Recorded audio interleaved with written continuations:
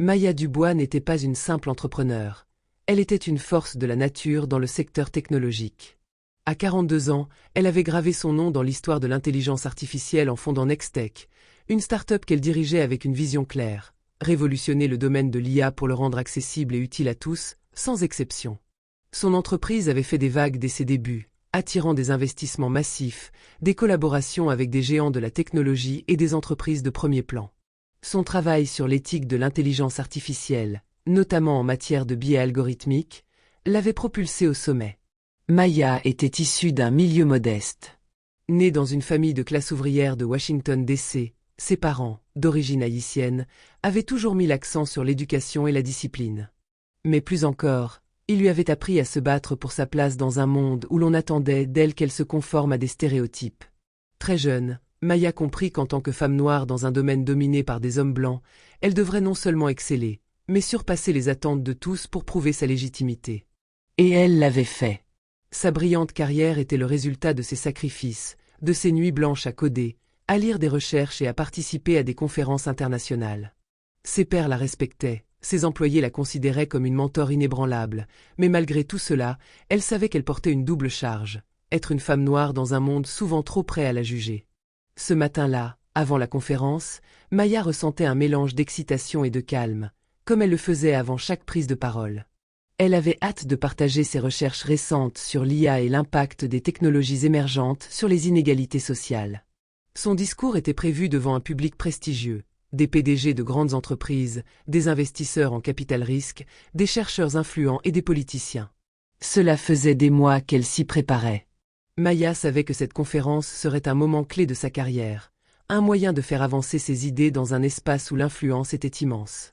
L'hôtel où l'événement se tenait était un temple du luxe.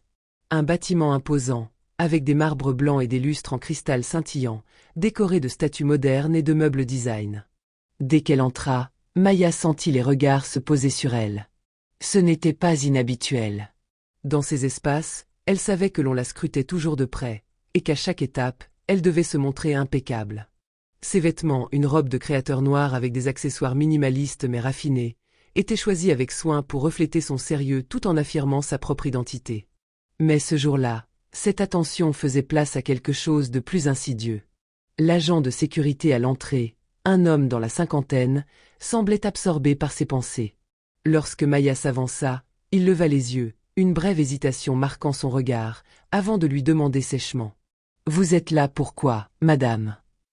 Maya, habituée à la méfiance qu'elle suscitait dans ce genre d'endroit, répondit calmement « Je suis ici pour la conférence de ce matin. » Mais au lieu de la saluer comme une conférencière qui allait illuminer la scène dans quelques minutes, l'agent la dévisagea un instant, comme s'il devait vérifier ses mots. Puis il se tourna vers un autre employé, un jeune homme en uniforme, et lui donna une instruction d'un ton autoritaire. « Montre-lui la sortie des employés. Elle doit y aller. » Le cœur de Maya s'accéléra un peu, mais elle garda son calme.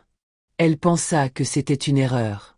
Peut-être qu'il y avait une confusion sur son identité, qu'il pensait peut-être qu'elle était une employée de l'hôtel. Mais elle n'avait pas anticipé la suite.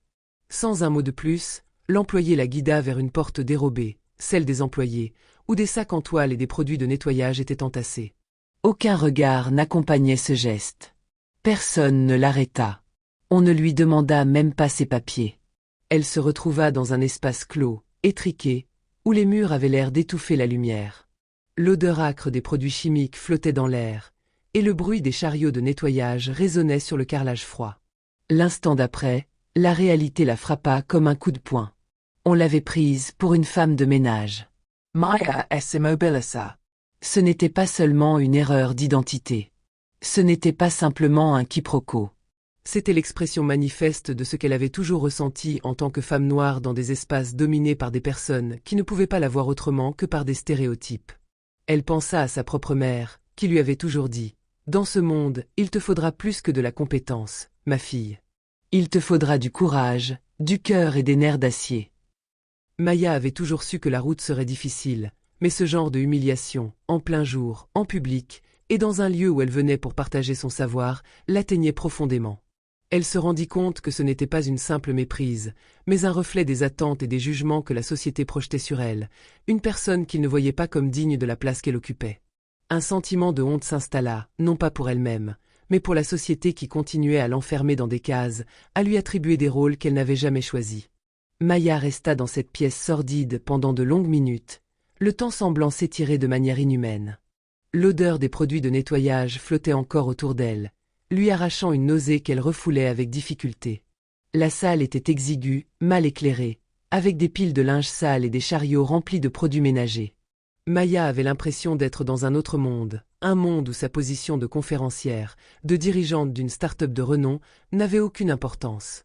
Elle était réduite à un stéréotype, à une figure qui n'appartenait pas à cet espace de luxe et de prestige. Les minutes passaient, et avec chaque seconde qui s'égrenait, son indignation grandissait. Elle se força à respirer profondément, tentant de calmer la rage qui bouillonnait en elle. Elle savait que cette humiliation n'était pas un simple incident isolé.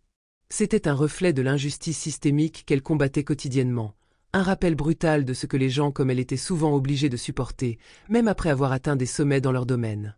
En voyant les employés de l'hôtel passer, Maya se sentit invisible, comme une ombre indésirable. Les regards fuyants qu'ils échangeaient entre eux, la gêne palpable qu'ils ressentaient sans oser intervenir, n'ajoutaient que du poison à l'humiliation qu'elle vivait.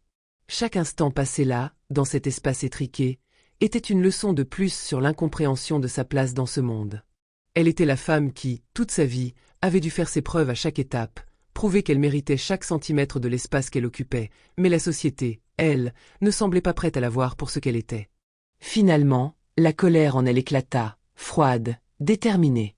Elle ne pouvait pas se laisser abattre. Ni cette situation, ni l'histoire de sa vie ne finirait sur cette note d'humiliation. Elle se leva, chassant la honte de ses épaules comme on secoue la poussière d'un manteau. Il était temps de mettre fin à ce jeu absurde. Elle marcha d'un pas ferme, les talons de ses escarpins résonnant dans le couloir, alors qu'elle se dirigeait vers la réception. L'hôtel tout entier semblait s'être figé autour d'elle, mais Maya savait qu'elle devait agir avec toute la dignité qu'elle pouvait encore rassembler.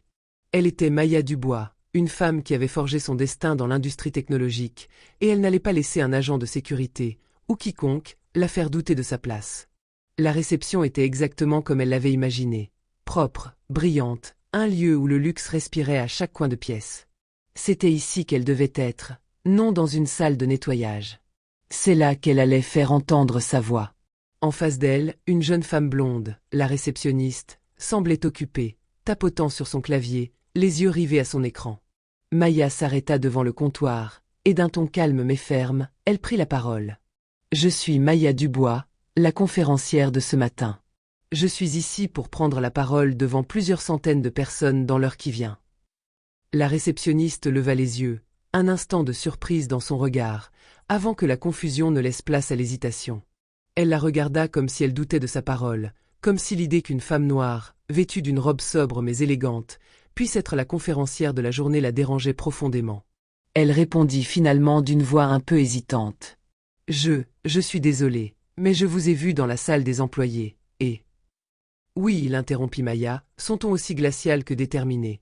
J'ai été conduite là-bas par un agent de sécurité qui m'a prise pour une femme de ménage. » Le silence tomba brutalement entre elles, lourd et pesant, comme une chape de plomb. La réceptionniste, rouge de gêne, se mordillait la lèvre inférieure, visiblement embarrassée, avant de balbutier. « C'est un malentendu. Je vais régler cela tout de suite. » Maya la fixa longuement, les yeux brûlants d'une colère contenue, mais aussi d'une profonde tristesse. Un malentendu? Est-ce que c'était ainsi qu'on appelait désormais une humiliation publique? Un simple malentendu, une erreur regrettable qui allait se dissiper dans l'air, balayée par des excuses précipitées? Non. Cette situation n'était pas une simple question de malentendu, c'était une question de perception, de préjugés bien ancrés, et de l'invisible barrière qui séparait Maya de la reconnaissance qu'elle méritait. Maya savait que cette humiliation allait bien au-delà de ce qui s'était passé à cet instant précis. Ce n'était pas un simple incident isolé, c'était le reflet d'une société qui ne voulait pas voir ce qu'elle accomplissait, d'une société qui la rejetait, qui la cantonnait dans des cases sans comprendre l'ampleur de son travail.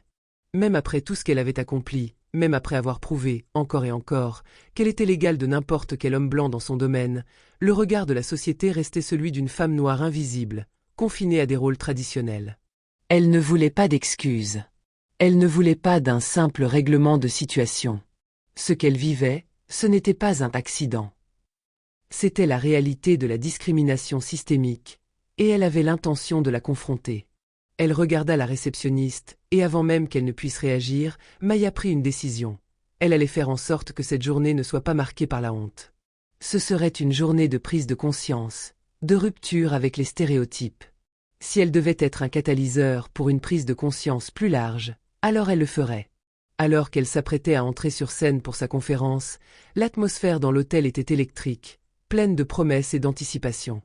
Maya se sentait prête, confiante, prête à partager ses idées avec un public qui l'attendait. Mais alors qu'elle ajustait son discours dans sa tête, son téléphone vibra brusquement. Elle jeta un coup d'œil et, en voyant le titre du message, ses mains se figèrent.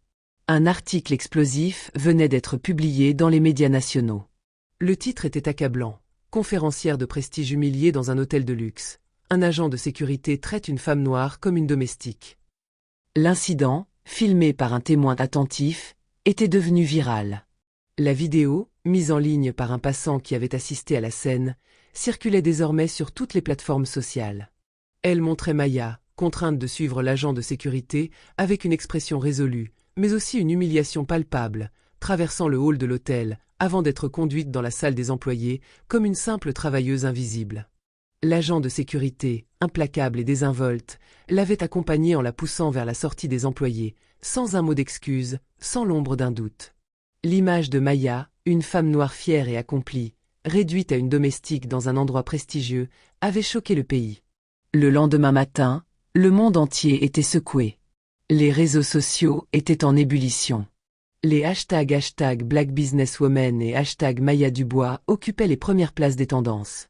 Les internautes réagissaient avec une ferveur passionnée, dénonçant l'humiliation vécue par Maya et plus largement, l'attitude systémique des établissements de luxe envers les personnes de couleur. Des milliers de messages d'indignation se succédaient. Certains accusaient l'hôtel de racisme institutionnalisé, tandis que d'autres exprimaient leur soutien à Maya et à toutes les personnes qui subissaient quotidiennement ce type d'humiliation sans pouvoir se défendre.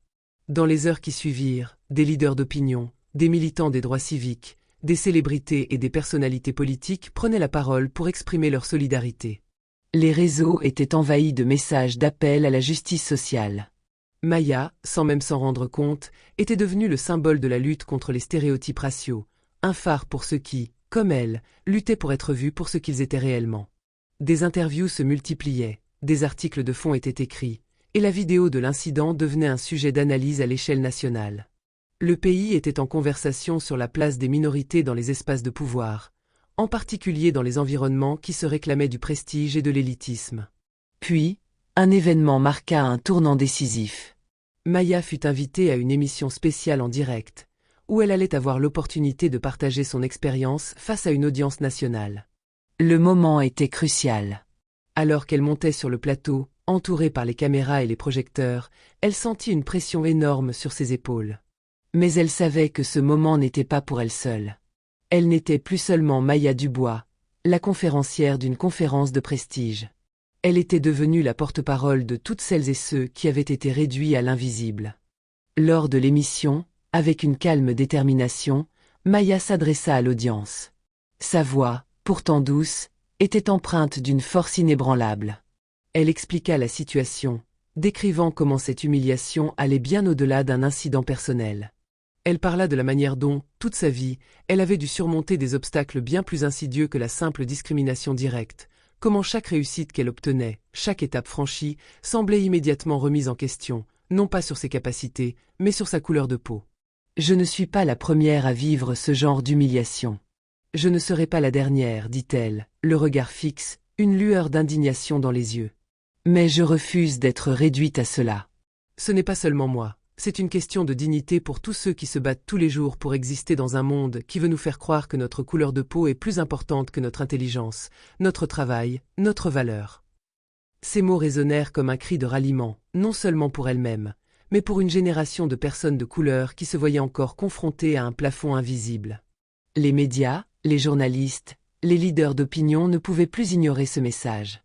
En quelques minutes, Maya avait transformé une situation dégradante en un discours puissant, un manifeste pour la dignité humaine. En réponse à l'incident, l'hôtel publia des excuses publiques, mais les actions qui suivirent furent encore plus révélatrices.